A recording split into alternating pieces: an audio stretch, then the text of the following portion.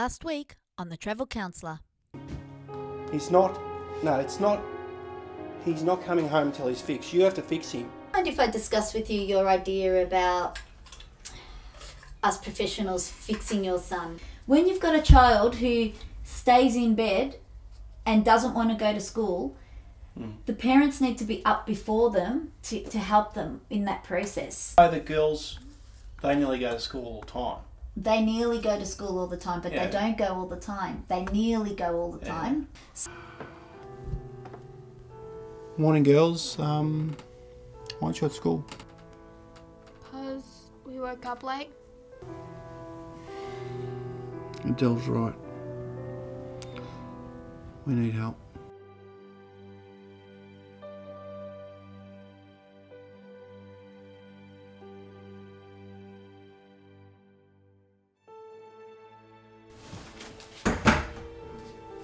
Oh, g'day, sweetie. How you going? Where'd you go?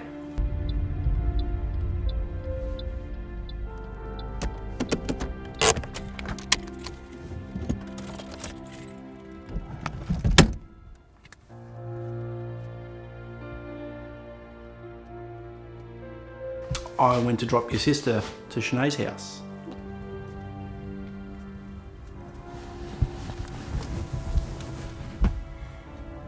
Yes, so can I please speak to Therese? Oh, hi Therese. My name is Adele and I'm a travel counsellor and I'm working... Oh, you've heard about me. Oh, that's good. Yes, that's the right family. Yeah, that's right. So I'm about to see Carly and Trinity at the moment. And I just want to reassure them that at school they've got somewhere to go if they're feeling a little bit anxious. Who would be the right person? Oh, you. Okay. What about Adele coming over? Yeah, so what I would like to tell the kids is that if they go to school, because I'm really going to start upping the ante and pushing them to come to school a little bit more. So I want to reassure them that if they feel a little bit anxious, that they've actually got someone that they can go to at school. So is it all right if I tell them that you're that person? Yeah. You'll be right doing it by yourself. It'll be fine. Okay. Oh, that sounds good. Okay, so it's called a timeout card? Right, okay. So they present that to the teacher and then they get sent to you? All right. Yeah. So is that even so they can come to you at lunchtimes as well? So basically any time. Yeah. Well, I'm not doing it by myself. Yeah, well, if you start going to school every day, you won't need to do these. So, okay? So if I can convince them that they've got a go-to person and I tell them that they can go to you, then that might help them come to school. Yeah, I think the anxiety in this family is really heightened at the moment, and I've just got a feeling that they're a little bit too scared to leave the house in case something bad happens. Yeah, no, Jacob, my understanding is he's still in hospital. I don't know anything else at this point. Yeah, you could always ask. I know Dad was going to go and visit him in the next couple of days, but I don't really know anything until I go in there. Yep. All right. Well, thank you so much. You've got my email, haven't you? Yeah. So just email me if there's any problems, and I'll also email you on my end as well. Yep. All right, great. Thank you so much. Lovely. Okay, thanks. Bye.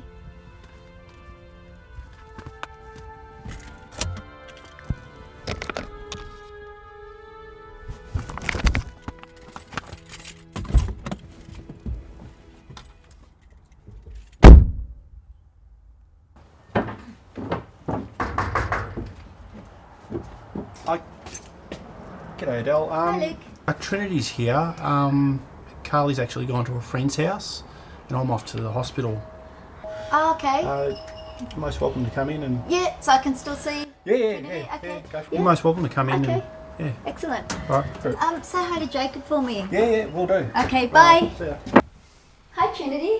Hi. How are you today? Good. That's good. Looks like it's just me and you today. Is that all right? Yeah. We're going to push this table forward because we're going to do a bit of an activity. Is that all right with you?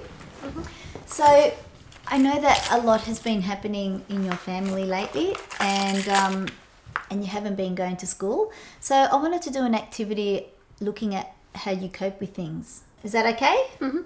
I do know that you're not going to school, and I just need to find out why. Okay, so I've got some cards here. They're called coping cards. And what we're going to do is look at the way you deal with things when things go wrong. All right?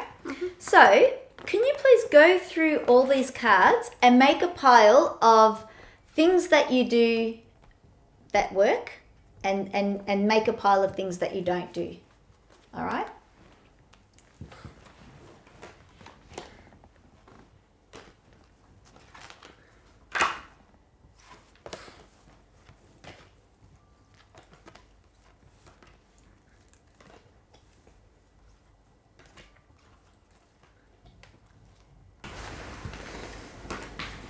So which pile is this? What I do. So this is what you do, and they're the pile that you don't do? All right, so put those down for a minute. So let's take a look at this. So care, does caring work? Sometimes. All right, so sometimes for me means yes, because you're not always going to do these all the time. Yeah. So if you say sometimes, we'll put that in the yes pile. Forgiving, does that help? Mhm. Yep. What about when you understand people and the situation, does that help? Not really. No, so put that in the no section. Tantrum. So you throw tantrums, does that work? No, so put that in the no pile. All right, run away. Does running away help? Yeah. Yeah, it does help. All right, put that in the yes pile. And what about hide?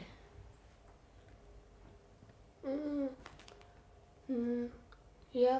Hiding does help. All right. What about blame, like blaming other people when things go wrong? No, it doesn't help. What about panic? No. No, so that's in the no pile too. So what you can see is you've got 1, 2, 3, 4 things that work, and you've got 1, 2, 3, 4 things that don't work.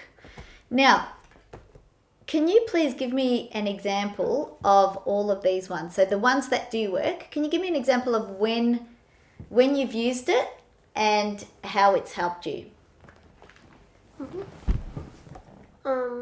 Forgive when Dad and my brother are fighting, because Okay. it seems to settle them down a lot when Right. they Yep. fight. So you forgive. So do you kind of I've- like when they fight because then things settle down after? Yeah. All right, and then you forgive them. What do you forgive them for? For hurting each other and making a big thing in the house. Okay. Yep. Running away. Yep. So where do you run to? My room. Okay. So then I don't get involved. So is that during the fight? So while they're Yeah. fighting, then you run away to your room? And same as hide. And I same do. with hide? Okay, put that up here. Yep. And do you still hear them arguing though when you're in your room? Yep. What do you do to tune that out? I don't really do anything. I just really just close my door and then try and get in my own world and Okay. ignore it. Yep. Do you listen to music or anything like that, or Yeah. you do? Okay. And care. When I care, they usually stop. Like well, not always. When I try and get involved, sometimes they push me up. But when I care, they usually stop. Okay. So when they argue, so you're running away, with the caring one, is that when, do you actually try and stop them, or what? Yeah. So, and that works? Sometimes. Yeah. When is a time that you've tried to do that and it hasn't gone right? When Dad and my brother got into a physical fight. Right. Yeah, and then I tried to get involved, but they just pushed me away.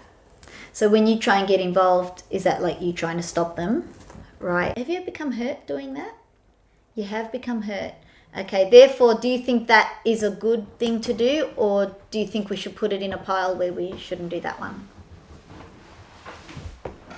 Okay, so caring's good when you care about other people, but you have to worry about your own safety first. So if you running in between a fight is never a good idea for anyone. All right, so we'll put this aside. Forgiving is for you, it's working because when they do fight, they get it all out and then you forgive them and everything goes back to normal. Is that right? Mm-hmm. Okay. And running away and hiding is when you go to your room when things are going wrong and you just disattach yourself from the situation and just wait for things to get better. Is that right? Okay. I'm interested in the running away one because I know that you don't go to school. Most of the time you don't go.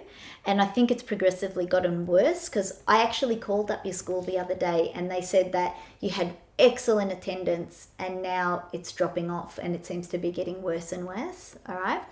So to me, that's showing that things deep down are not going okay. All right. So is running away part of your school refusal? Yeah. Yeah. So is it about school itself that you're trying to run away from, or is it something to do with home? More home. Okay, so tell me why you don't go to school. I just feel like I can't leave people alone here, otherwise something will go wrong. Okay, give me that phone. Dad, Not give me having my it anymore. phone No. back. Jesus. No, you're not having Dad. it. You're not spending all For fuck's day sake, give playing me games. my fucking phone back. No, Dad. the phone Come is on. not yours anymore. Until you Come start going on. to school, until you start doing things Dad, correctly, for fuck's you're sake. not having it. Give me my Final phone answer? No. back.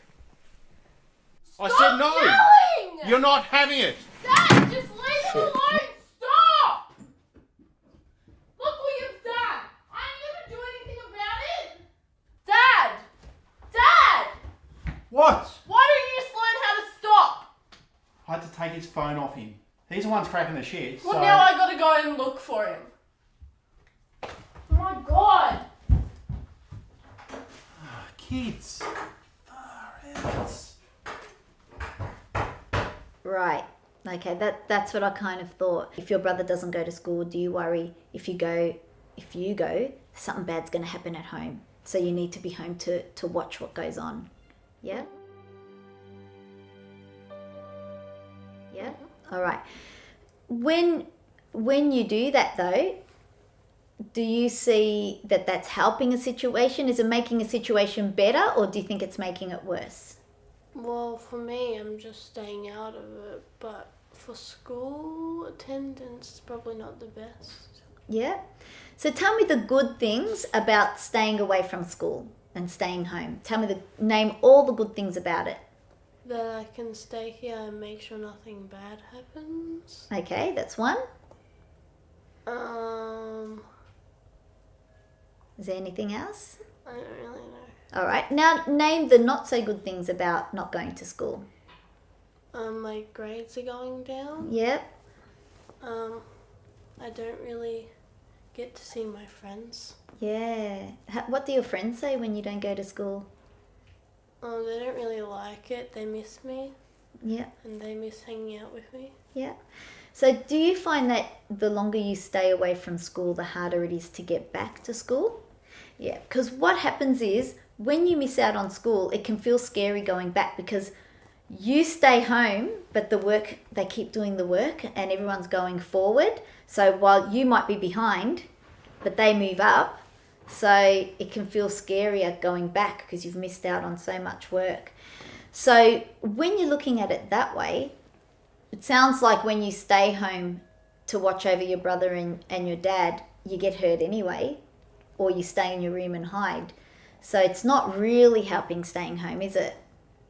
So do you think it might be better to actually let the adults worry about the kids and you just be a kid and go to school? I think so too. And, I'm here to help now because remember before, your dad and your mum weren't getting any help. So they probably felt a bit helpless and therefore when people feel helpless, they get anxious And then when people get anxious, it can turn to anger. And maybe that's why there was a lot of fighting.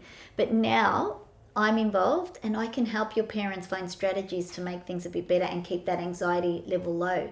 So guess what? You don't have to be the person that stays home and watches over your family anymore, because I can help you out now. All right? So what I would love to see you do is you be a kid, go to school, that's your job. My job is to make sure that your parents try different ways to deal with your brother. Okay? How are you feeling about your brother being in hospital? Are you okay? I miss him being here. Yeah. Okay. Are you very close with your brother? Yeah. So have you had a chance to visit him yet? No, not yet. Not yet, yeah. Is that something you would like to do? Yeah. So have your parents talked about when you could go and visit him? Do you know that doctors have allowed it? Not yet. That's something I can do. I can find out if you can visit him. All right. It might just be that they're still trying to sort out, what he needs help with. So sometimes they keep visitors at a low level, but he might be missing you too. So it might actually help for him to see you. So I'll ring up the hospital and I'll find out if you can visit. All right. Okay, so that's this part. Now, let's talk about the strategies that you do to cope that don't work. So tantrum, tell me about tantrum. When I have a tantrum, I usually get in trouble. Okay, so if I was a fly on the wall and I got to watch you have a tantrum, what would I actually see? I don't know. How would you act? How do you act when you have a tantrum? I usually scream and just cry a lot. Okay, so blaming. So when do you do blaming? Again, when things don't go my way, and when I do something but I don't want to get in trouble for. So can you think of something that you do that you blame others for? Sometimes I break things, but not really, just out of anger, Right. and then I blame it on other people, so I Okay. don't get in trouble. Yep. Who do you tend to blame it on the most? My sister. Your sister? Okay. Because I remember in the very first week that I ever met your brother, that's one of the things that he was saying is that he's feeling like everybody turns against him. So maybe that's another thing that you as a family are starting to do as well. Was it like that in the past as well, or is that a new thing? New thing. That's a new thing. Okay. It kind of helps me understand what could be happening to your brother as well. Panic. So tell me about panic. When Dad and my brother get in fights, I usually panic and I don't know what to do. Right. Okay. Yeah. How bad do these fights get? They get physical, pretty bad. Are we talking punching? Are we talking hitting, pushing? Yeah, punching and kicking. Yeah. So who normally punches who?